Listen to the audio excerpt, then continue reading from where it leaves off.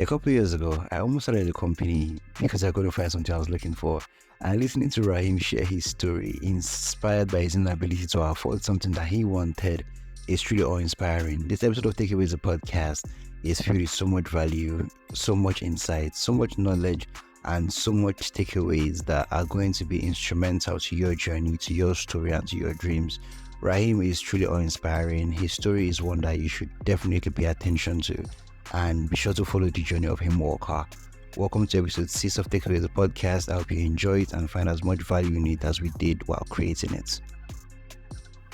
Welcome to your episode on Takeawayz, the podcast. It's an honor to have somebody who is building something truly amazing. And I know that you only just scratched the surface of what you're trying to achieve and build with Heem Walker. Yeah. So how did this journey start for you? What is Heem Walker about and how did it start? Okay, so the journey started more like we're trying to solve a problem. As with every business, the major thing is solving a problem. So we wanted to buy shoes and we couldn't afford them. So myself and my friends, we have a very like mind where we'd rather buy an original no brand than buy fake Gucci. I am just like that. So you understand. So we wanted to buy shoes. We couldn't afford it. Then we decided, we're not going to buy fake Gucci. We're not going to buy fake Versace. So we're brainstorming and then we started designing shoes. So in 100 level, we were asked to make something creative with paper and fabric. And so somebody came and made shoe out of newspaper, which is, it's crazy, yeah. That is insane. So this was a school project. Yeah, back in 100 level. So because of that, we realized that we can design shoes. We're architects, we could sketch things out and, give to craftsmen to make. So we made our first shoes, our Convocation shoes. People saw them and they loved them and they're like, where'd you get this? This is nice. Then we're like, this can happen. So we started making shoes then, although we're not very, very serious about it, but we started making shoes. Then as time went on, we breached away from it because of our masters. So after the masters, I decided I wanted to do it fully because I didn't see myself doing 9 to 5. So I just, keyed in, just went in. I started everything that is in Walker now with less than 100,000 naira. I swear that. Now we make far more than that, a lot more than 100,000. In fact, in a month, I've made 200% on or 2,000% on 100,000 in a month. You understand? So I even have the book where I wrote it down. Things I bought with 100,000. So it just shows that if you are on it, it would breed fruit eventually.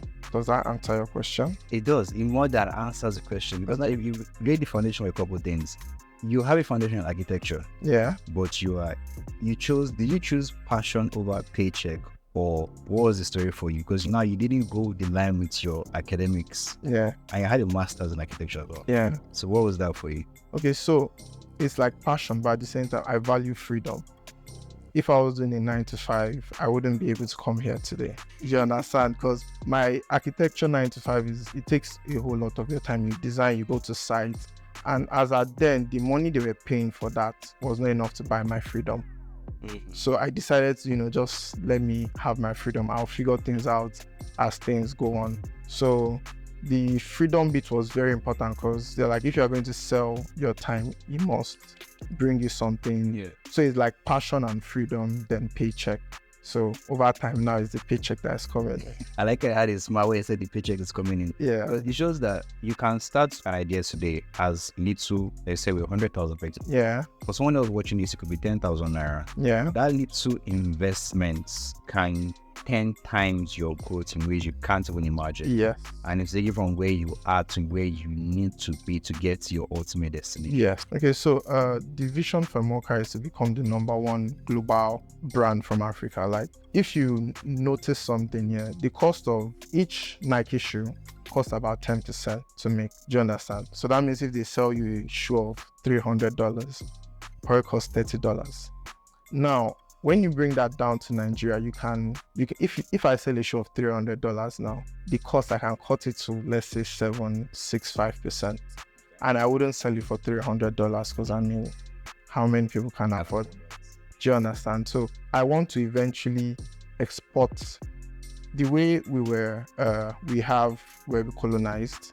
I want to export Africa. I mean, the amount of Africans there now that are around the world, if you take that amount out of any country, they would feel it. So imagine if all diasporas were rocking made in Nigeria, were rocking made in Africa. Versace would, rethink whatever they are doing. You're literally upsetting the whole market. Yes, I mean, because luxury is luxury, yeah. But I think everyone should be able to taste luxury, regardless of who you are. I mean, you can own 15 shoes. Out of the 15 shoes, 2 will just be your baby. You understand? You take care of them properly. So everyone, no matter who you are, you should be able to afford luxury. The world is past the phase where, there's rich people and there's poor people. Everyone should be able to afford luxury, no matter what you are doing.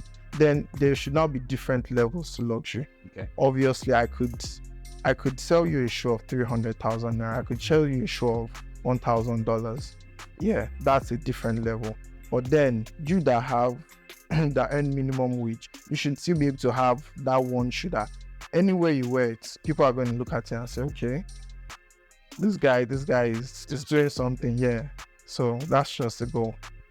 Okay, so when it now comes to your brand, what are the products that your brand offer? Are they just shoes, or do you have a whole range of? Okay, so we have a whole range of items. We do shoes, we do bags, we do shirts, we do joggers. So, but our main focus is shoes for now, because you have to conquer one very well before you do the other one. We do literally everything that has to do with what you're wearing. I've had someone ask me to make a leather pouch for his pen. I've had someone ask me to make leather pouch for his sunglasses. So as long as it's leather and has to do with what you put on you, that's what we do. Now, the problem is there is almost zero standard to Nigeria. I agree. So a lot of things come into our shows that shouldn't even be here. There's zero control on material standards and what have you. So there was a time we made some footwears. Yeah. We bought a dozen sheets.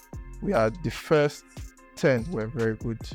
By the time we got to like the 11th one, and from one sheet you can produce as much as, let's say, a dozen pairs of slippers. When we got to the 11th sheet and the 12th sheet, we made extra more, and we had sent them out. We sent them to about 5 or 6 states. So customers started calling me and saying, you know what, this slipper she sent to me, there is issue with it. Like the sole is, getting flat pretty fast. I was like, are you joking? They're like, yeah. So after like 2 people reached out to me, I started reaching out to like all the customers that we had sold that particular thing to. We had to record them back. We spent more than we got on recovering the slippers and sending them back to the customers. Although eventually it paid off for the fact that things like that come into the market and people sell it to us. There's no standard. There was nobody I could go and complain to and say, look at what you sold to me. Give me back my money, or you owe me insurance, or we had to like take that just by ourselves. So that's been the biggest acquiring materials that you are sure that anywhere you go in the world would be standardized, and you can't tell this is until people start wearing them. You understand? So major thing is standardization, getting in things that are quality, and you can easily go back and say, okay, there's an error here. Yes. Swap this for me. There's nothing like that in Nigeria. So I source materials both locally and internationally. Internationally, we have middlemen that import them and will buy from them. Locally, I have someone in Kano that sends leather down, and there's also did you know that Nigeria is one of the biggest exporters of leather in the world? People like Christian Dior, Chanel, they come and buy leather here. So there's a tannery in Kano. There's a middleman between them. He comes and buys up almost 100% of all the leather they have here, ship it to Italy or wherever. They fix it, then they use it to make. Then whatever those ones leave, they now send back to Nigeria.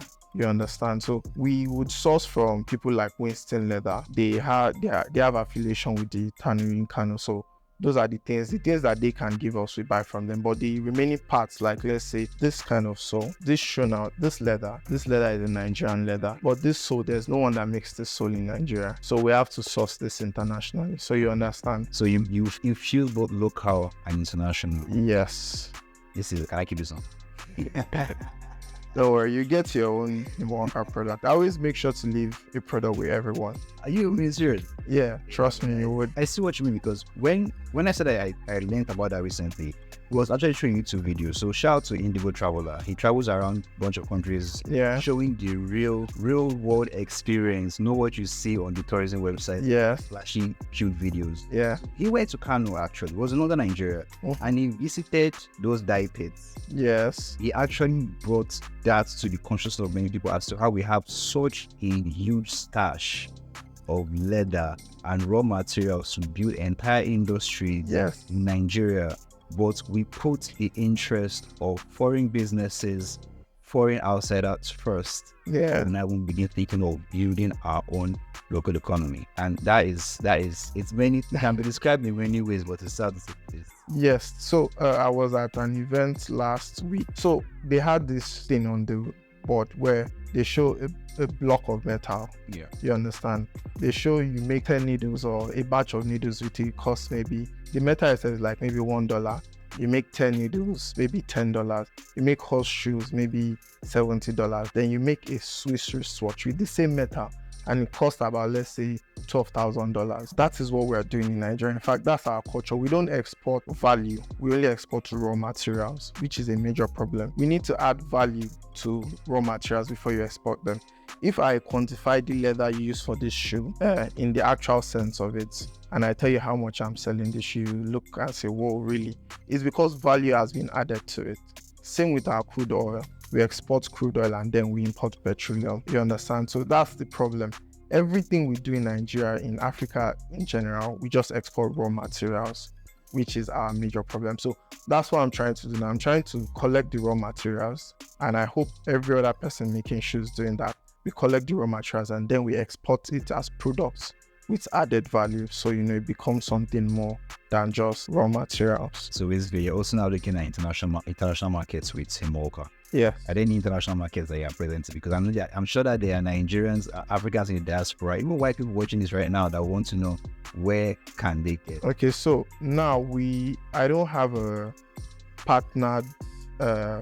partnership with anyone outside Nigeria. I have individual customers as well, but I don't have someone that I partner with and say I'm going to supply X amount and sell. But what has been good for me so far is everyone I've sold to abroad. I have customers in Canada, New York, New Jersey, UK, Ireland, that every time I sell to one person, the person always brings another person. So hopefully before the end of the year, we are looking at exporting in large quantities. But another thing that we are being careful about is like the laws that deal with, sending products abroad.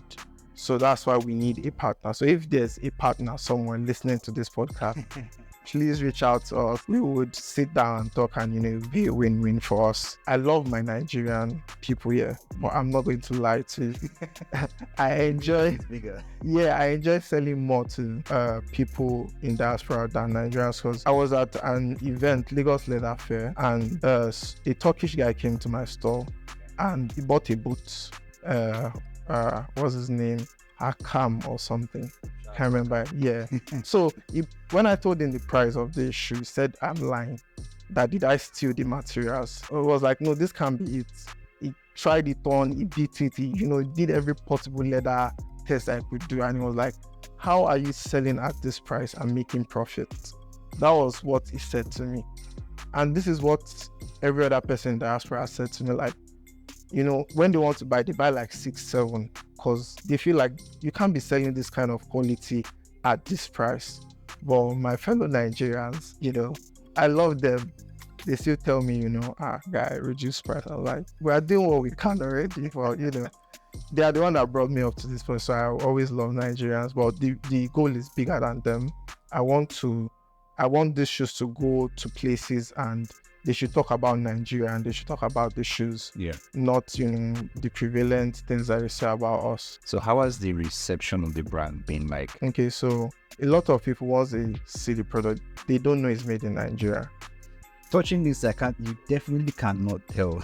So it's made in Nigeria. So I've had people come in. So my store is at the train station, Mobolaji Johnson station at Yaba. Yeah. So I've had people come into the store and they're like, oh, okay, this is Italian, right? I'm like, no, this is made in Nigeria. They look shocked and they're like, you have to be kidding me. So a lot of times when I now tell them it's made in Nigeria, they now start to like haggle price. That's the thing. So why do you think that is? Do we have a problem with appreciating the value we produce? Because this thing you said, I've seen it in person. Someone sees something, they admire, they like it, they say everything good about it until they hear it's made in Nigeria, and then it's like, oh, yeah. All of a sudden I can bid on the price. Why do you think that is? So I wouldn't want to say anything about that like that, but I would quote a scripture in the Bible, which is, Go ahead. so it says a prophet is only without honor in his hometown. You know, Jesus said that. You understand? Like he said that, like where he went everywhere and he did miracles, and he got to Nazareth where he was born, and you know they're like, we're not feeling it like that. You understand? So I think that's just it. I think what it would take for Nigerians to really appreciate it is when they see a lot of white people, you know, jumping on it, and a lot of other non-Nigerians jumping on it. Then they see the value. We are a, what's the word? We are. That's a difficult question. Yeah. Question to answer, because it's not just in the apparel industry. Yeah, it's everywhere. It's everywhere. Africans, Nigerians would not support you until you get international recognition, and then they begin to claim our brother, Yeah, our person. we are a very there's a word I'm looking for. We depend so much on imported things, so I think it has become a part of us. We don't feel like something is dope until it's traveling over the sea to come to you. I don't know why that is. I'm a very big fan of made in Nigeria. I'm a very big fan of, you know, our things. Yeah. This is sewn by my guy. My slippers is in Walker. You know, understand? I'm a very big fan of what we can do, because I believe we have everything it takes. We're a very import-based community. You understand? A lot of the things we use are imported. So I think that's has already, you know, ingrained into our culture. And we're made to believe that, you know, things that travel over water to use better. So I think maybe that's why. I don't know for sure, but that's just what we are trying to fight, actually. Something will win that fight. I hope. We will. When that happens, Mhm. it will help a lot, because there are a lot of people who want to start their own apparel brands, Yeah. whether shoes, whether bags, whether whatever. But when they look at the Nigeria landscape, it is discouragement left and right.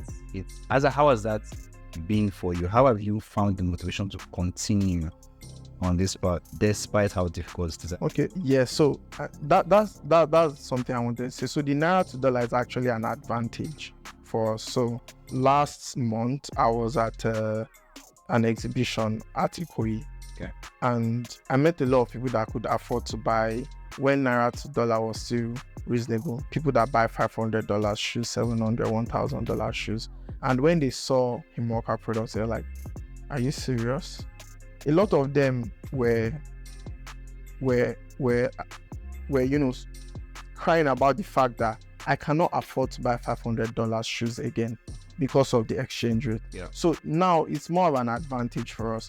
All I would say to anyone that is out there trying to start something, make sure you deliver value. Make sure what you're doing is consistent. Make sure whatever you are doing, anywhere it is taken to around the world, it would be able to stand by itself. If you can do that, trust me, the new wave of people that Nigeria is, you know, growing up are like people that appreciate value over branding, or, you know, you understand? So if you are giving out actual value and you are putting in honest work, you will find people that want value. There's a Mark Zuckerberg, the shirt he wears, there's no name on it, there's just plain. But I think a shirt costs about, let's say, $1,500. There's no name, there's no branding. So there are people like Mark Zuckerberg that have the same mentality that are also Nigerian. So they don't want to wear Gucci, or they don't want to wear Versace. You know? Do you understand? So if there's more people like you, which it's already moving like that, we just need to be able to deliver the value that you would like. If I'm giving you a value that you would like, you wouldn't mind paying for it. So that's just it. So keep doing it. You know, if you're out there, you are doing any business, just make sure you are putting in honest work and you are giving real value. you would make it eventually. So when it comes to the consistency aspect now, how long have you been on this journey with Heem Walker? So Heem Walker would be 5 this year, 5 years. Decade. Yes. And I won't lie to you, it's not been easy, but at the same time, I'm very thankful I started. Like I said, I started with 100,000. Yeah, 100,000 naira. Like it was even less than that. I think out of the 100,000 naira, I used like, let's say 15K or 20K to flex. But it was still, you know, when there's a lot of things you charge to like the company bill, was the company taking us out that day. So from that 100,000 naira, now I've sold shoes that are 300,000 naira based on customer specification. Like we don't just make ready to wear, we do custom orders. Yeah, like we custom orders is of 2. So custom order 1 is you bring the design you like and we'll make it for you. The second one is what I call bespoke luxury. Like I said, everyone should have luxury, but then you can always take it to a higher level the more you have. So with bespoke luxury, we would mold the last to the shape of your foot.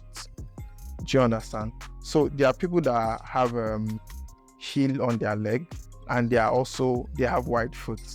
People like that, the conventional European last doesn't work for them. Yeah. So people like that would mold the last to the shape of his or her feet, and they would now make a shoe for that.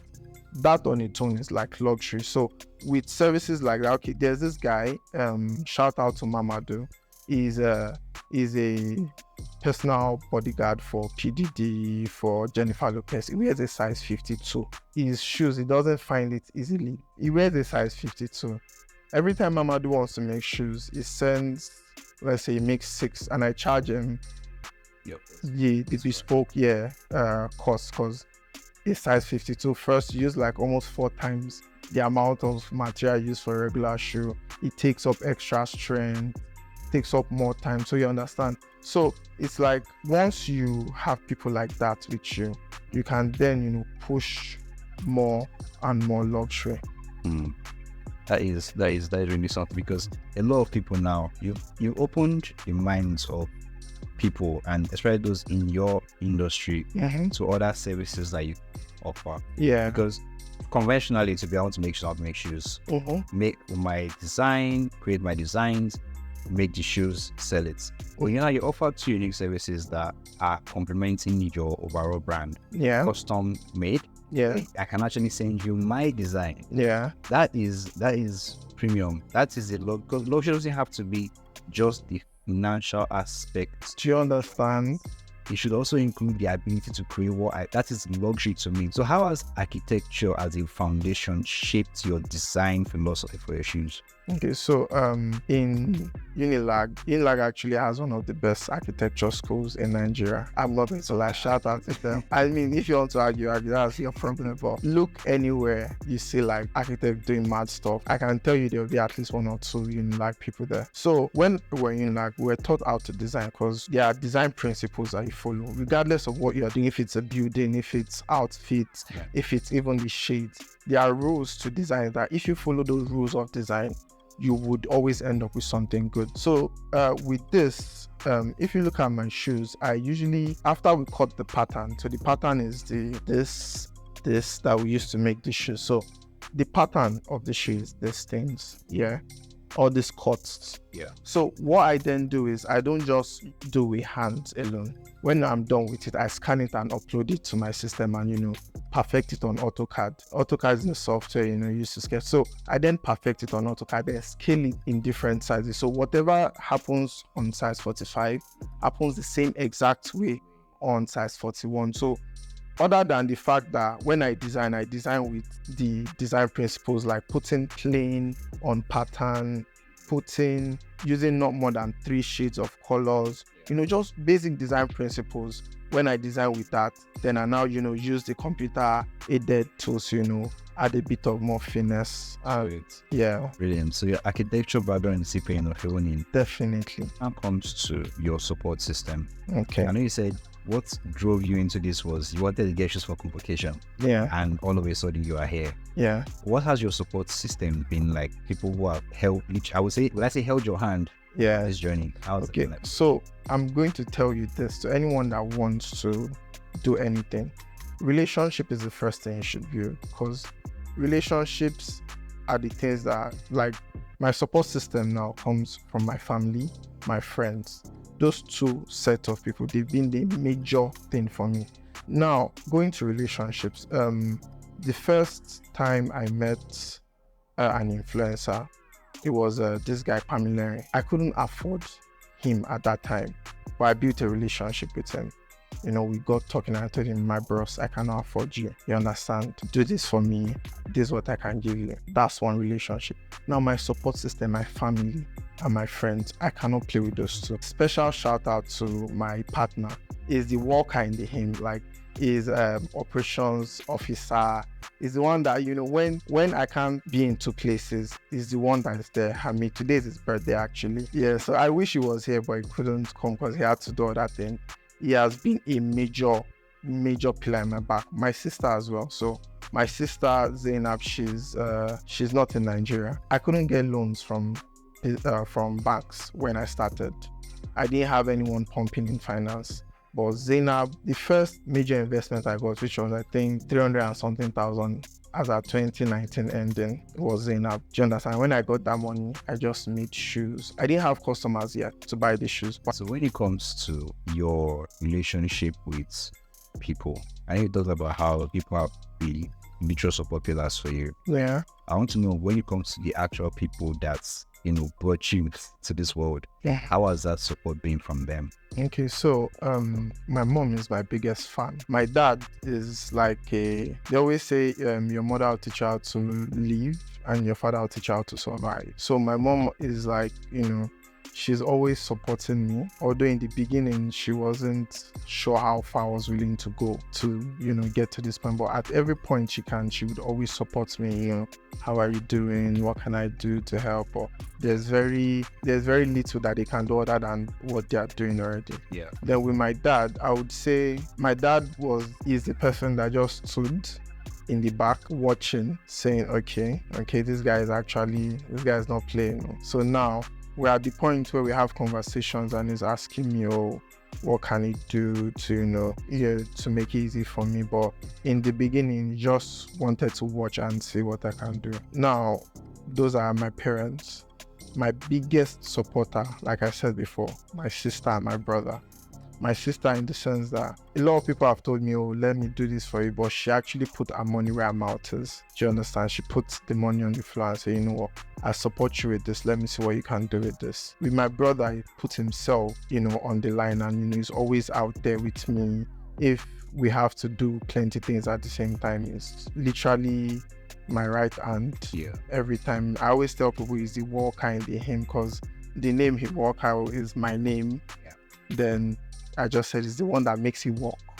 You understand? So, and with my friends, there is no major decision that I've made that I haven't contacted all these people. Do you understand? When I want to do something, I call them and, you know, individual and say, how far, what do you think about this? And every time they advise me, their advice has been, it's always like as if God put them there so that they can tell me the things I'm not thinking about. Do you understand? Because a lot of time, as founders, people are usually single-minded. You understand? They have a certain vision of how they want something to look like, and the vision of a man is 180, but there's actually like additional 60-60 on both sides to make it 360. So they are like the 60-60 on both sides. So without them, Heem Walker might not even have gotten to the point where you get to see us and you say, okay, let me invite this guy. Seems like he's doing something. If you want something, it will take more than no to turn you in. Do you understand? When I wanted to do my first photo shoot, I sent out invitation to a lot of people. I sent out invitation to a lot. Out of a lot, maybe 3 came. Do you understand? Even out of the 3 that came, like a lot of people give me positive feedback. Let's say I sent out 100. I got feedback from like 20. 5 said they were going to come, or 6 or 7 said they were going to come. Out of the 6 or 7, it was only 3 that eventually made it. Thing is, don't let no's deter you. You be guy, I be guy. You've tried to toast babe before and should not go. Did that stop you from not toasting baby again? Do you understand? So it's like, if you can use that same mentality for business, you would No, like no's, you hear more no's in your life than yes. Do you understand? So I feel like if you really want to do something, it's going to make you feel like, oh my god, but yeah, but like you should have like the memory of a goldfish. Forget the no's fast. Do you understand? Like if you hit a wall today, yes, by all means go and sleep. Tomorrow, do you understand? Tomorrow, get up and forget about yesterday. We forget 80% of what we do every day. So try and make sure your no's are like in that 80% and you keep pushing. People are going to break your hearts, trust me. Even people that you don't expect to break your heart, they would. But if you let that stop you, then did you actually want to do it in the first place? That's the question. But if you really want to do it, no, it's not enough. I ask a question if you permit. Yeah? Yeah, because when you say people will break your heart, the look on your face show that you have actually been there before. Yeah. Would you want to share what that experience was? Okay, so let me give you an example. Imagine a father figure that is supposed to support you and has promised you heaven and earth, and then you get to the part where you are supposed to like get something and they don't. So let me give you a very clear example. So there was this guy, like a father figure for me. I worked with him on several projects, heavy projects, like the kind of project that should have changed my life. Do you understand? And when I fulfilled my part, I traveled interstate to go and defend projects and things like that. And eventually, after everything, they just told me, good boy, nice, I'll get back to you this one now. When I called, they've not paid, okay. Next thing, I'm seeing the structure standing. They've not still paid though. The structure is standing. Shit. Then he sends me another work. And I'm like, okay, I've done this work, sir. Please send me money from previous projects so that, I can send you this one. This guy went around to tell people that I've insulted him, I've insulted his personality. I mean, he bastardized my name around so many people. Do you understand? That was very heartbreaking. Not just the fact that all the things he promised me he didn't give me, the fact that he went extra mile to, make sure that my name wasn't very nice on the street. So it was... Well, apparently he failed. Do you understand? Because Heem Walker is growing. By God's grace. Yeah, by God's grace. So you understand, people will break your hearts, but depends on you whether you want to do it or not. That's just it. I get you. We have had our fair share of such situations. Yeah. I really understand, because a lot of people you take as mentors, for example, they take advantage of your, let's say, seeming vulnerability. They know you are hungry. Yeah. And they feed on that hunger. They milk. Definitely. The moment you say, okay, I've done all of this. This is what you promised. Yeah. Can you please fulfill promise? It becomes exactly the situation like you just. Yeah. So what would you now say is one reason why? Because taking a leap, the leap you took to focus on this and not just go the architecture route. What would you say is the reason why a lot of young people, and not so young people, because people think with entrepreneurship and business, it's always young people. Yeah. But there are not so young people who are currently doing something different that would like to switch. What is the reason why I think a lot of people hold back or do not even go ahead with it? Yeah, so there's the fear of it not working out. And the thing is, there's 1001 reason not to do something. All you need is one good reason. If you have that one good reason and you believe in it and you are consistent and honest about it, there's a very good chance that you make it true. Now, when you want to dive into something, there's the fact that all that responsibility is on your head. If you fail, it's on you. If you succeed, it's still on you. And God, But the point is, when you are more scared of failing than you are excited to succeed, you understand, you won't take that leap. So I think don't be blind to the fears, because fears are the things that keep you alive. The reason why we are alive today is because we are scared of so many things. But you cannot also be blind to like the success that comes with it after. A lot of times you wouldn't want to take responsibility for your failure because it's easier for you to accost blame to another person, to say, oh, is this guy that messed up? But I think as human beings, it's hard for you to look at the mirror and say, oh, more, na me fuck up. You understand? So I think that taking responsibility for that fuck up is like the major problem, because other than that, I feel like there's nothing to it. Who says at your salary they can't cut you? They can't say, okay, we are cutting off staffs. Do you understand?